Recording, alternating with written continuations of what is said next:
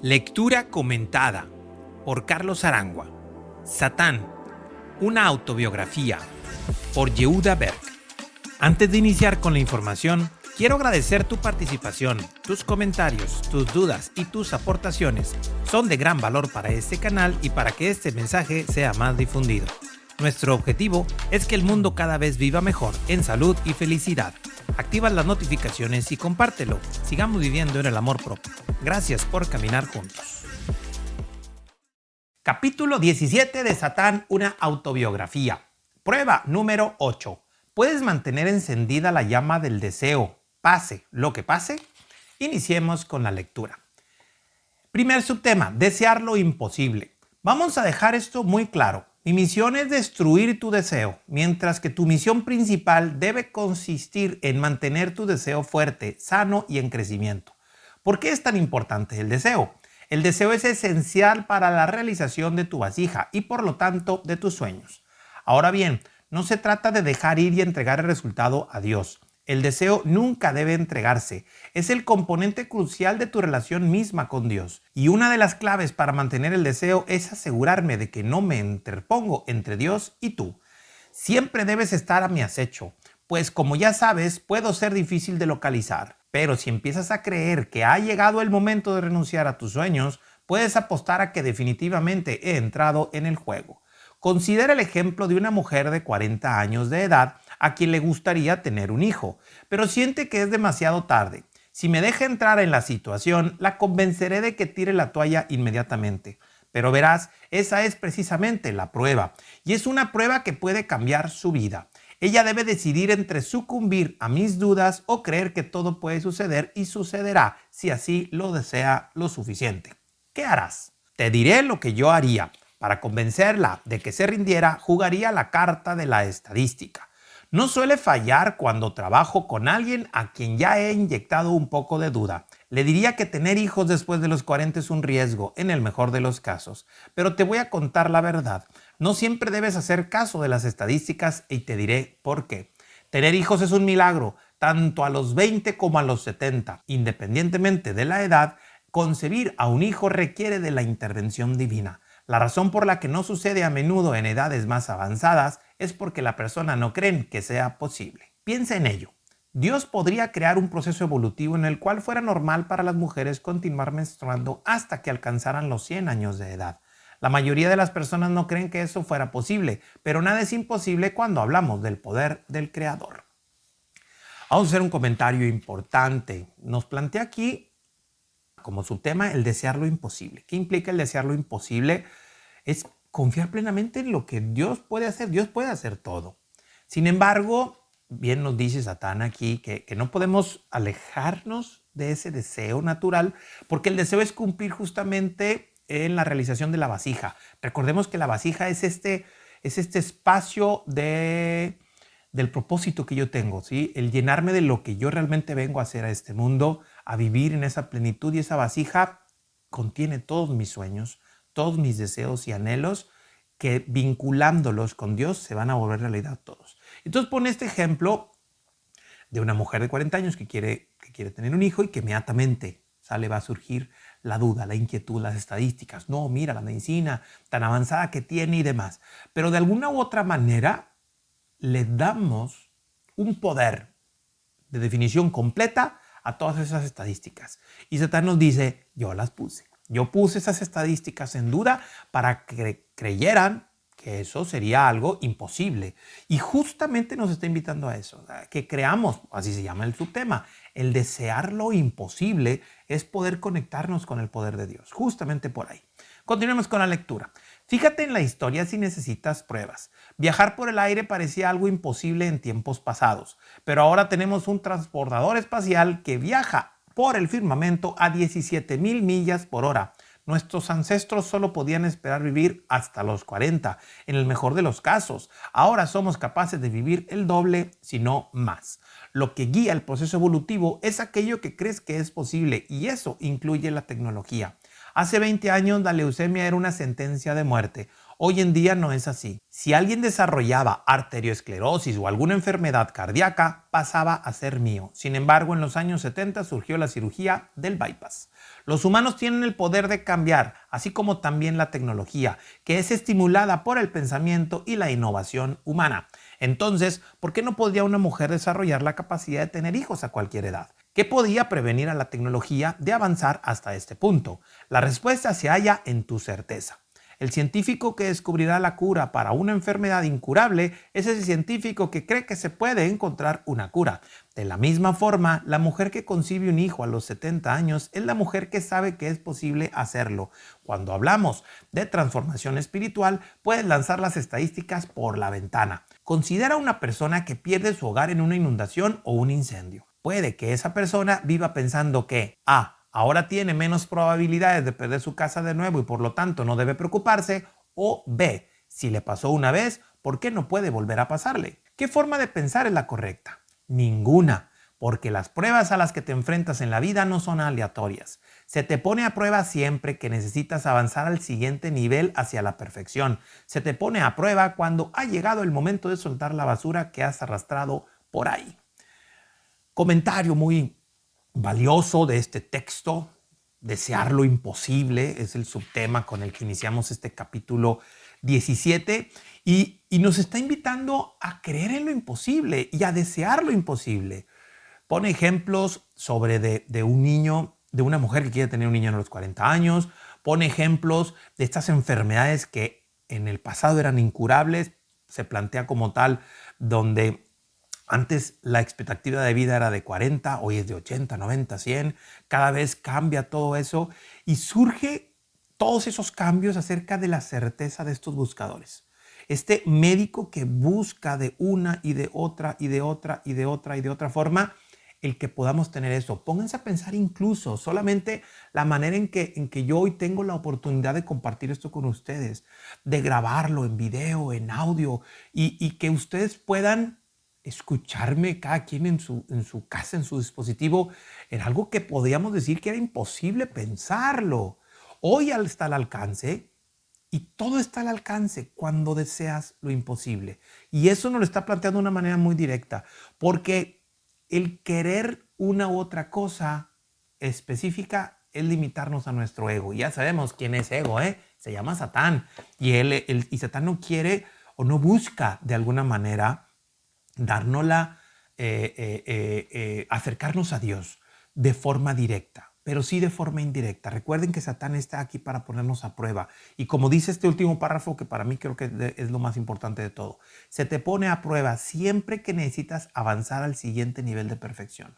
Así que todo lo que te acontece, todo lo que te sucede es parte de un plan perfecto. Y ese plan perfecto significa el plan tuyo, tu plan de estudios, tu plan de aprendizaje que de alguna u otra manera siempre te va a llevar a avanzar. Si algo ya no está sucediendo en tu vida, significa que es basura y que debes dejarlo de lado. Así que por ahí creo que podemos ir aprendiendo todavía un poco más acerca de esta prueba número 8. Continuemos con la lectura con el siguiente subtema. La palabra que empieza por R. ¿Qué puedes hacer para abandonar tu incredulidad? ¿Cómo puedes transformar lo imposible en posible? Una palabra, rezo. Ahí está, ya lo dije. Una parte importante de hacer que sucedan cosas imposibles es el rezo. Si quieres vencer la duda, si quieres vencerme a mí, empieza por el rezo. El rezo deja que la luz entre y me fuerza a mí a salir. El rezo es lo que creará la diferencia y empieza por saber que es tu derecho, incluso tu deber, pedir lo imposible. Esto es lo que hizo Hannah. ¿Conoces su historia de la Biblia? Ella lo hizo sin ni siquiera darme la oportunidad de detenerla.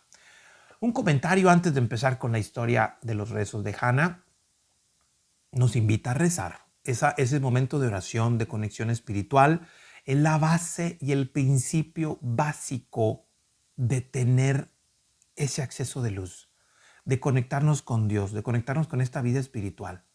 Definitivamente en lo material y en lo mental ahí está el juego, no podemos negarlo. Satán vive más en el proceso mental y físico, pero la vida espiritual es donde ahí no tiene acceso. Incluso hablando de estos niveles que vimos en capítulos anteriores, es justamente eso, ¿sí? La mente humana, el ego y el cuerpo están en esa dimensión en donde Satán existe, pero en las otras dimensiones no. y son el mundo espiritual, ese mundo en donde podemos acceder a través del rezo. Vamos a ver cómo nos dice esta historia de Hannah. Continuamos con el siguiente subtema, los rezos de Hannah.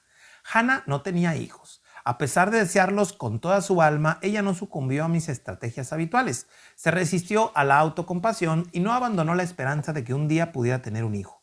Yo la observaba mientras iba al templo a rezar. Hannah ponía tanta intención en sus rezos y en su conexión con el Creador que se balanceaba de un lado a otro y murmuraba entre dientes mientras rezaba. Las personas que rezaban cerca de ella pensaban que era una vieja borracha, pero al ser inmune a mí, ella también era inmune a su juicio. Estaba tan absorta en su conexión que no oía ni uno de sus comentarios negativos, y su compromiso trajo su recompensa. Ella dio a luz al profeta Samuel. Como Hannah, es momento de empezar a creer y pedir lo imposible, igual que cuando se trata de encontrar a tu alma gemela. Tienes derecho a lo imposible, porque tienes derecho a todas las cosas buenas. Así que, ¿por qué no hacer todo lo posible para atraer lo imposible a este mundo? Quizá tener hijos no sea una prueba o un desafío para ti, pero sé de primera mano que estás enfrentándote a otros desafíos que requieren que vayas más allá de tu sistema de creencias actual. Es en ese espacio donde encontrarás a Dios, fuera de las limitaciones que yo y el mundo material y finito te imponemos. No existe tal cosa como el destino predeterminado. Cuando sientes que quieres tirar la toalla, pregúntate a ti mismo, ¿hay algo que no estoy viendo? ¿Dónde está la parte buena de esto que no estoy pudiendo ver? Puedo garantizarte que si tienes ganas de rendirte, te estás perdiendo la oportunidad divina que tienes ante ti. La luz está justo delante de tus ojos. Y si continúas dando la luz por sentada, la perderás. Eso es lo que casi le sucedió a Rav Nahum. Él era un estudiante de mi mayor adversario, el Baal Shem Tov. Como verás a continuación, él y yo luchamos un poco. Antes de empezar con esta historia del estudiante y el ladrón de Rav Nahum, comentemos un poco sobre de la historia de Hannah y los rezos. Y a mí lo que más me gustó de este pequeño subtema es esto, ¿no? Ella rezaba con tanta conexión con Dios, con tanta conexión con el Creador, que aunque su entorno le dijera que parecía una vieja borracha, porque ella es inmune a los pensamientos de Satán, a las dudas de Satán, justamente también es inmune a los pensamientos de los demás. Y eso genera que lo imposible se vuelva posible, porque estamos en conexión con aquel que todo lo puede, no con aquel que todo lo duda. Satán nos está diciendo de una manera muy libre, y como lo vimos desde el principio y lo hemos visto a través de todo el libro, Satán aquí plantea la manera en que vamos a liberarnos de él, de una vez y para siempre. Para eso tenemos que rezar, tenemos que poner la luz en nuestro corazón. Y que esa luz opaque, saque por completo a Satán de nuestras vidas. Cuando nosotros le damos acceso a la luz, la oscuridad desaparece. No importa que esa luz sea pequeñita, la oscuridad empieza a desaparecer. El rezo, a final de cuentas, es la clave de esta historia de tragedia para Satán. Así que, bueno, vamos a continuar con la lectura con el siguiente subtema. El estudiante y el ladrón. Como estudiante de un sabio maestro, el trabajo de Rav Nahum consistía en recolectar dinero para los pobres. Después de pasar días intentando recolectar dinero sin éxito, finalmente conseguí ponerlo de rodillas. Rav Nahum estaba dispuesto a rendirse. ¿Por qué tengo este trabajo?, clamaba con frustración. En aquel momento pasó allí un ladrón. Rav Nahum vio claramente que aquel ladrón estaba bastante contento, así que le preguntó por qué se sentía tan feliz. El ladrón contestó: «Solo estoy haciendo mi trabajo. Vine a este mundo a robar y eso es lo que hago. Quizá algún día tendré el privilegio de robarte a ti». Rav Nahum reflexionó sobre aquel encuentro. Fue entonces cuando pude sentir que empezaba a perder mi influencia sobre él. Es lo que suele ocurrir cuando empiezas a reflexionar sobre tus acciones. Escuché a Rav Nahum decirse a sí mismo: «Soy un hombre libre y el estudiante de un gran sabio, y sin embargo estoy triste.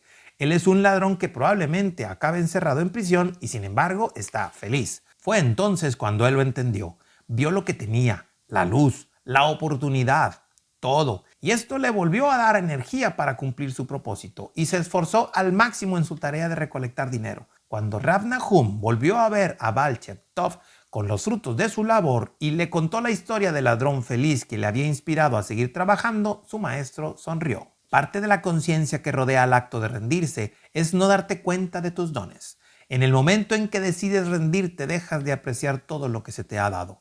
En esta historia, a Rav Nahum se le había entregado el don de la forma de un trabajo específico y la capacidad de hacerlo. Un trabajo así no puede ser mejor. Sin embargo, él dio su responsabilidad por sentada, hasta que el Creador le envió una señal y conoció al ladrón que disfrutaba genuinamente de la tarea que se le había asignado. El ladrón revivió el deseo de Rav Nahum y desde aquel momento todo fluyó como debía. ¿Cómo puede hacer que reviva tu deseo? Puedes rezar para pedir más. Si puedes pedirle al Creador la capacidad de querer más, de esperar más y de tener un mayor deseo, de hecho tienes que hacerlo. Es tu obligación como vasija de luz exigir lo que es tuyo. ¿Olvidas que el Creador está más dispuesto a trabajar contigo? El Creador te enviará experiencias y desafíos para fortalecer tu determinación y alimentar tu deseo. Este es el motivo por el que Dios me pidió que te pusiera todas estas pruebas. Si apagas tu deseo y te niegas a pedir más, me estás enviando una invitación que yo no puedo declinar. Pero si supieras con certeza que la respuesta a tus oraciones está a la vuelta de la esquina, ¿te rendirías? Muy interesante subtema de el estudiante y el ladrón, en donde este ladrón pareciera como si fuera algo negativo que llega a tu vida.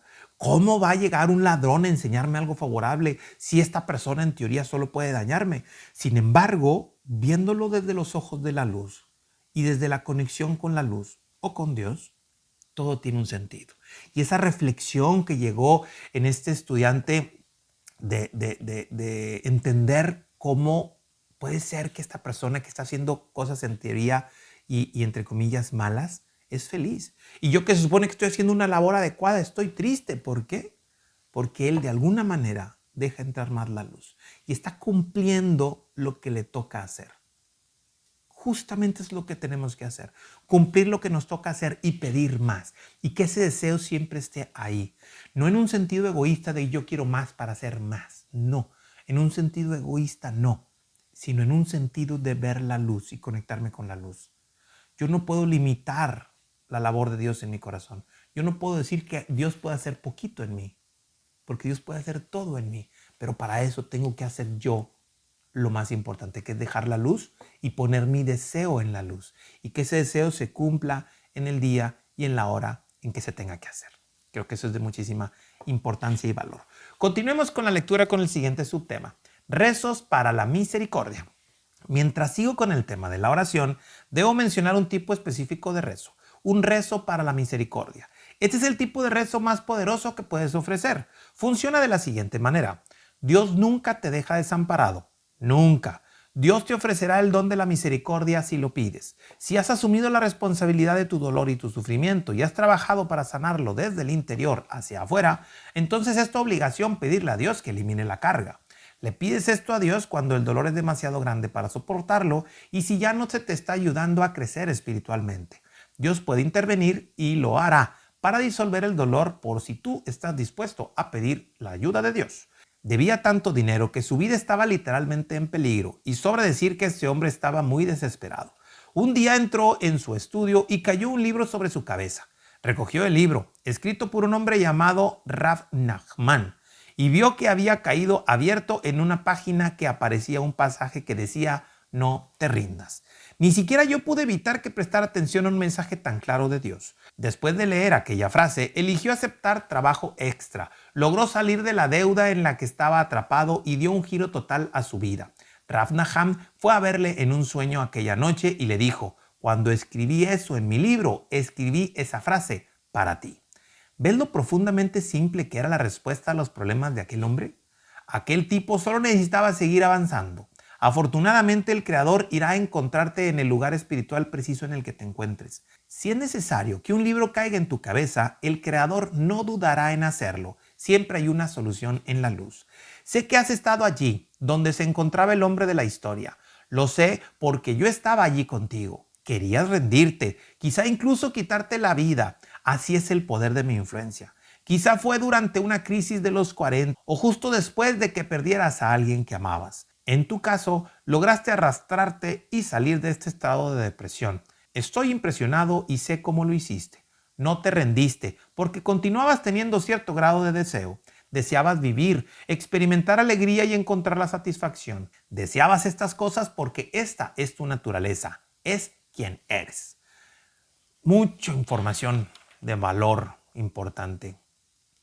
Y nos plantea que Dios va a ir ahí donde tú estés, pero tienes que dejarlo entrar.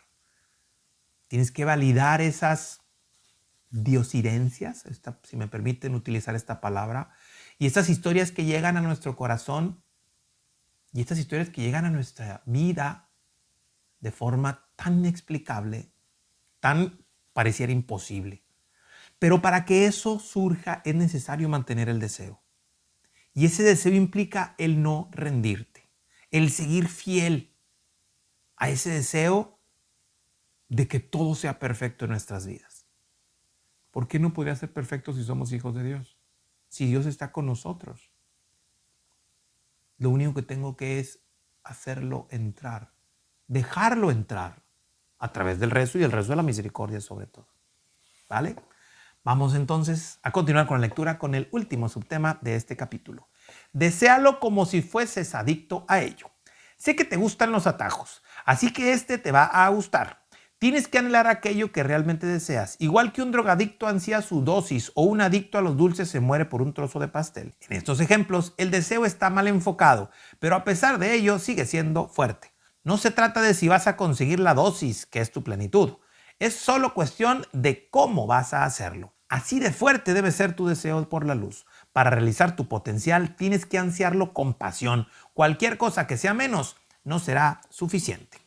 Y cerramos este capítulo 17 con este pequeño texto que incluso suena algo complejo de percibir, de cómo utilizar una adicción como un ejemplo. Pero así como un adicto busca de una o de otra manera, puede incluso robar, puede hacer cosas negativas, romper todas las circunstancias con tal de mantenerse con esa sustancia.